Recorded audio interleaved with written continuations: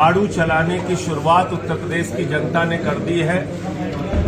निकाय चुनाव में बहुत उत्साहजनक परिणाम आम आदमी पार्टी के पक्ष में आए हैं। पूरे प्रदेश में नगर पालिका परिषद के चेयरमैन, नगर पंचायत के चेयरमैन, निगम, नगर पालिका और नगर पंचायतों में सभासद और पार्षद आम आदमी पार्टी के जीते हैं। कई स्थानों पर हम दूसरे स्थान पर रहे, कई स्थानों पर तीसरे स्थान पर रहे। तो ये जो चुनाव परिणाम है, ये एक बड़े बदलाव का संकेत है उत्तर प्रदेश के अंदर, क्योंकि हमसे बार बार ये कहा जाता था कि केजरीवाल जी की राजनीति यहां नहीं चलेगी। शिक्षा और स्वास्थ्य, बिजली और पानी की राजनीति को यहां के लोगों से मतलब नहीं है। यहां की जनता, उत्तर प्रदेश की जनता सिर्फ जाति और धर्म के नाम पर वोट करेगी। ये बात सुन के बुरा भी लगता था, तकलीफ भी होती थी, लेकिन इस धारणा पर यूपी की जनता ने निकाय चुनाव में झाड़ू चलाकर विराम लगाया है। मैं यूपी की जनता का आभार व्यक्त करना चाहता हूं। हमारा नारा है, एकता का राज चलेगा, हिंदू मुस्लिम साथ चलेगा। और अयोध्या नगरी में, प्रभु श्री राम की नगरी में महाराणा प्रताप वार्ड से अबरुल निशा जी का जीतना एक संदेश है पूरे देश को कि हम भाईचारे की बुनियाद पर हिंदुस्तान को बनाना चाहते हैं। नफरत की बुनियाद पर दुनिया का कोई मुल्क आगे नहीं जा सकता। आने वाले दिनों में 23 से लेकर 3 तारीख तक 8 प्रांतों में हमारे प्रांतीय अध्यक्ष सभी जिलों में समीक्षा बैठक करेंगे। नगर की कमेटियां, वार्ड की कमेटियां, ग्राम सभाओं की कमेटियां, विधानसभा की कमेटियां 1 महीने के अंदर 3 जून से 3 जुलाई तक अभियान चलाकर बनाने का काम करेंगे। उत्तर प्रदेश में 5 जून से मैं स्वयं 75 जिलों की यात्रा करूंगा और सभी जिलों में जाकर पार्टी संगठन को कैसे मजबूत किया जा सकता है, अरविंद केजरीवाल जी की नीतियों को कैसे हमें गांव-गांव और घर-घर तक पहुंचाना है, इसके लिए पूरा प्रयास करूंगा। कर्नाटक के जो चुनाव परिणाम आए हैं, वो एक बात का संदेश है कि हमारे भगवान, हमारे ईश्वर, हमारे प्रभु बजरंगबली की तुलना अगर आप किसी संगठन से करेंगे, मुद्दों की बात नहीं करके नफरत की बात फैलाने की कोशिश करेंगे, 40% कमीशन की सरकार चलाएंगे, तो जनता आपकी जमानत जब्त कराएगी और आपको चुनाव में हराएगी।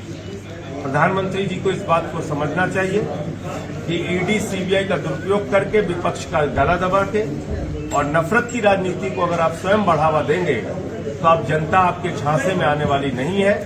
उसने कर्नाटक से आपको जवाब देने की शुरुआत की है और आने वाले दिनों में बाकी चुनावों में भी यही परिणाम आपको देखने को मिलेंगे। अगर आपकी पार्टी ने नफरत फैलाने की जो दुकान खोल रखी है, उस दुकान को बंद नहीं किया तो मोटे मोटे तौर पे ये बात कहनी थी। योगी जी की जो सरकार है, 26,000 सरकारी स्कूल इसमें बंद हुए हैं। योगी की सरकार में नमक रोटी बच्चों को खाने को मिलती है। बुलडोजर का आतंक दिखाकर राजनीति करने का ये खेल लंबे समय तक नहीं चलेगा और इसलिए अब काम की बात करनी होगी, जो काम की राजनीति दिल्ली, पंजाब और दूसरे राज्यों में पहुंची।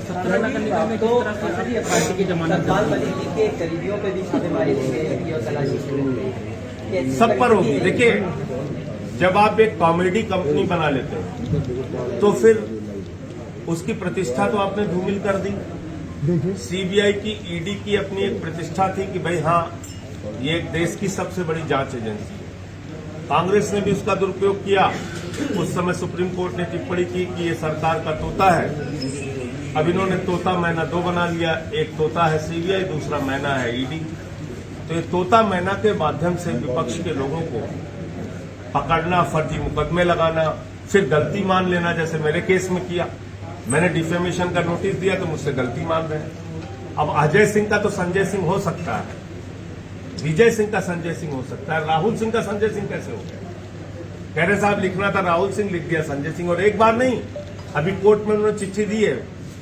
कोर्ट में उन्होंने लिखा कि हमने 3 चार्जशीट में गलत नाम लिखा संजय सिंह, खुद लिख के दिया। आप सोचिए, अब मैं अगर सजग नहीं रहता बदनाम करते रहते हैं। तो अगर आपने विपक्ष को फंसाने की, बदनाम करने की एक ऐसी कॉमेडी कंपनी खोल रखी है, एंटरटेनमेंट डिपार्टमेंट, ईडी को तो मैं अब एंटरटेनमेंट डिपार्टमेंट कहता हूं, तो अब इसकी चिंता अगर जिसको है तो वो राजनीति ना करे कि कल आपको पकड़ के जेल में डाल देंगे। अगर ऐसी चिंता आप करते हैं तो राजनीति मत कीजिए, कुर्ता पजामा उठा के घर में टांग दीजिए और आराम से बैठिए। कोई डॉक्टर ने नहीं बताया आपको राजनीति करने के लिए।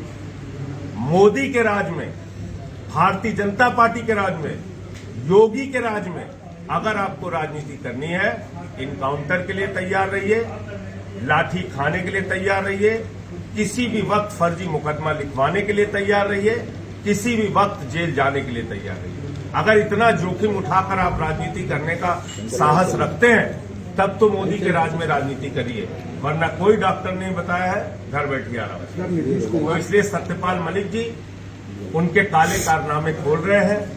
उन्होंने पुलवामा पे सवाल उठाया, उन्होंने नरेंद्र मोदी के भ्रष्टाचार पे सवाल उठाया, उन्होंने तमाम ऐसी बातें की जो भारतीय जनता पार्टी और उनके नेताओं को पसंद नहीं आ रही, तो उन पर कार्रवाई करें। सर, नीतीश कुमार हो या अखिलेश यादव हो या ममता बनर्जी हो, कर्नाटक की जीत के बाद तभी करें कि 2024 में सबको एक साथ आना है। तो आम आदमी का फार्मूला क्या है? कांग्रेस अब क्या गठबंधन करेगी? देखिए, नीतीश कुमार जी पिछले दिनों आए थे, उस बैठक में मैं भी मौजूद था, केजरीवाल साहब भी मौजूद थे और उन्होंने इस दिशा में बातचीत की।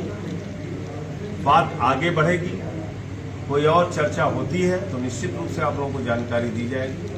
प्राथमिक तौर पे एक मुलाकात नीतीश कुमार जी और अरविंद केजरीवाल जी की हुई है विपक्षी एकता के संबंध में। अब उसमें क्या आगे तय होता है तो जब तय होगा तभी बता पाएंगे। 2024 को लेकर प्लान क्या है? क्या गठबंधन कर सबको एक तरीके से आप लोग कह रहे हैं कि सबको साथ आना पड़ेगा मोदी को हराने के लिए, तो क्या आम आदमी पार्टी का स्टैंड क्या है?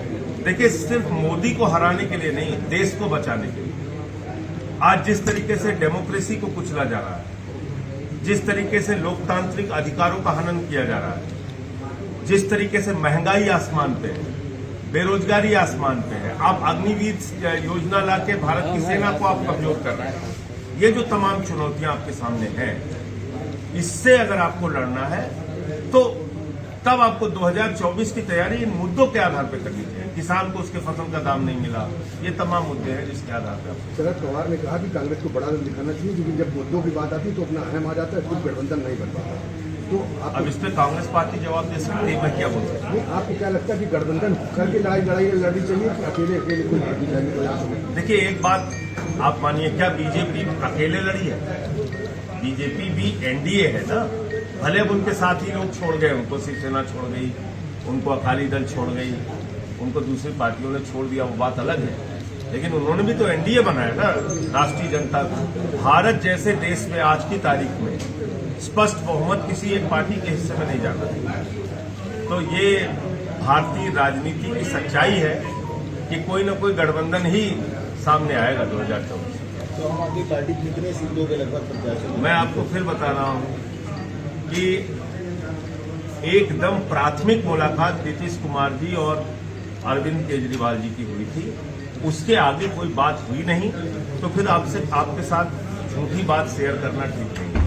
जब कोई बात आगे बढ़ेगी, कोई बात आगे उस दिशा में बढ़ेगी तो जरूर बताएंगे। सर, जिस तरह से ममता बनर्जी ने कहा जहां कांग्रेस मजबूत हो वहां बाकी विपक्ष उनको समर्थन करे और जहां दूसरी पार्टियां मजबूत हो उनको वो कांग्रेस समर्थन करे, तो क्या ये फार्मूला ठीक है? भाई, ये फार्मूला मैं नहीं इस पे बोल सकता ना। पार्टी का राष्ट्रीय नेतृत्व तो केजरीवाल जी और बाकी लोग जब मुलाकात करेंगे, बैठेंगे, क्या फार्मूला तय होता है, क्या एक नीति बनती है, गठबंधन में जाना है नहीं जाना है, क्या तय होता है, तभी बता पाएंगे। अभी कुछ इस पर बोलना आप और कांग्रेस एक साथ यूपी में आ सकते हैं? फिर वही सवाल है।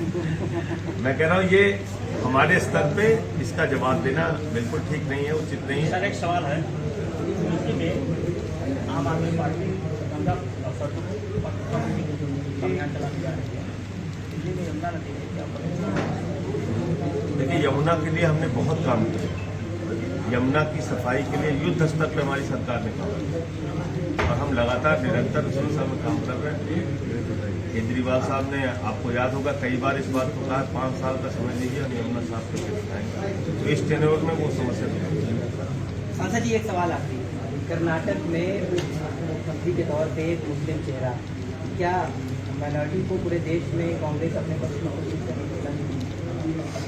देखिए, इसको इस दृष्टि से देखने के बजाय आपको ये देखना होगा कि भारत जो है वो मिली जुली संस्कृति का देश है।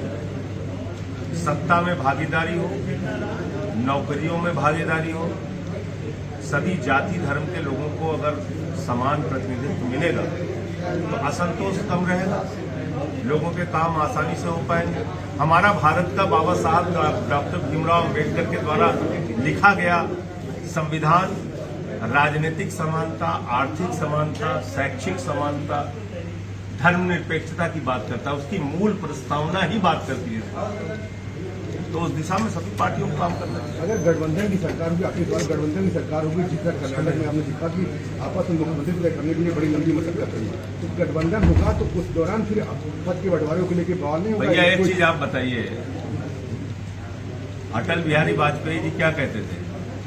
2 पैर से आदमी चलता है, 4 पैर से जानवर चलता है, 13 पैरों से चलने वाली देवगौड़ा जी की सरकार कैसे चलेगी? और समय का खेल देखिए, स्वयं अटल जी को 23 पैरों की सरकार बनानी पड़ी। तो मैंने आपको कहा, ये भारतीय राजनीति की मौजूदा सच्चाई है।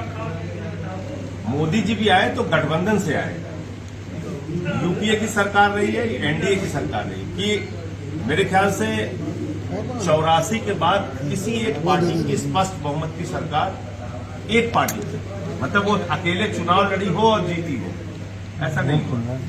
गठबंधन की, मोदी जी पिछला चुनाव भी जो जीते गठबंधन से जीते, 2014 जीते गठबंधन से जीते।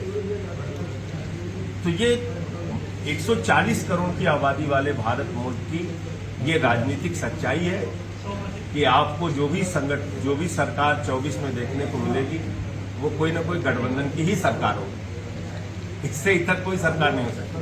तो कांग्रेस से भी आपका गठबंधन हो जाएगा। फिर वही आप बात